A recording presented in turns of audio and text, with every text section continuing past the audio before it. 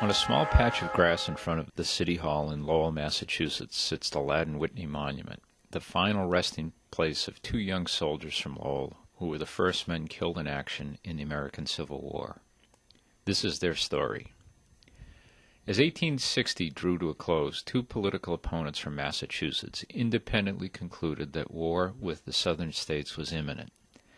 Republican John Andrew, the just-elected governor of Massachusetts, came to this conclusion after meeting with abolitionist friends in Washington. Democrat Ben Butler, a prominent Lowell lawyer and militia officer, saw war as inevitable after communicating with political and business associates in the South. In January 1861, Andrew and Butler both set out to transform the Massachusetts militia from a social club to a well-trained, well-equipped military force. And so, on April 15, 1861, the day after Fort Sumter surrendered, and President Lincoln called for 75,000 troops to put down the rebellion, the Lowell-based 6th Massachusetts Volunteer Infantry Regiment was ordered to Washington, D.C. at once. The very next morning, the 700 men of the 6th Regiment left Lowell's Huntington Hall by train. Overnight stops in Boston and New York brought them to Philadelphia on the evening of April 18th. There, the regimental commander learned that Southern sympathizers in Baltimore had vowed to prevent any Northern troops from passing through that city, which was the only rail route to Washington. Hoping to pass through Baltimore undetected in the early morning, the regiment left Philadelphia at 1 a.m. on April 19th. Like Boston, Baltimore has two train stations.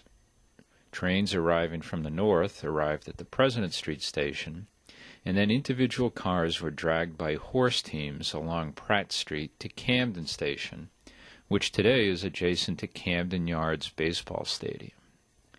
At the Camden Station, the cars of the train would be reassembled and continued on to Washington.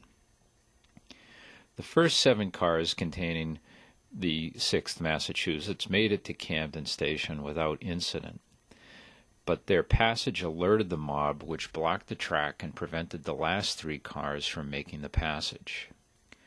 Ordered off the train, the 3 isolated companies began marching towards Camden Station.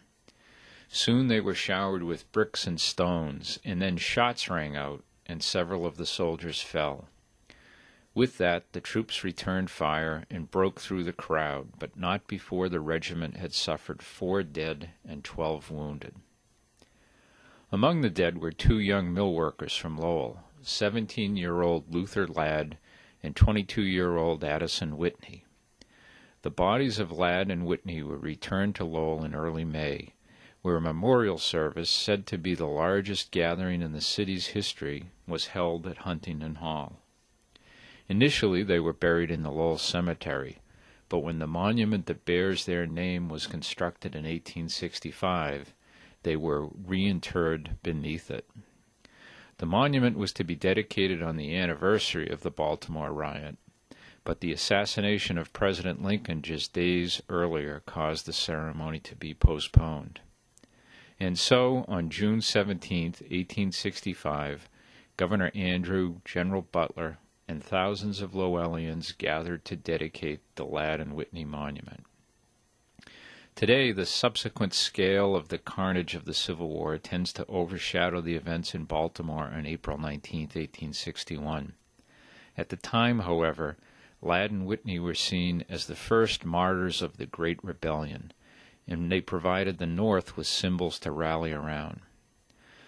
But like the farmers who deployed on Lexington Green early in the morning of another April 19th, the soldiers of the 6th Massachusetts Regiment who fought in Baltimore were just ordinary citizens answering their country's call to service.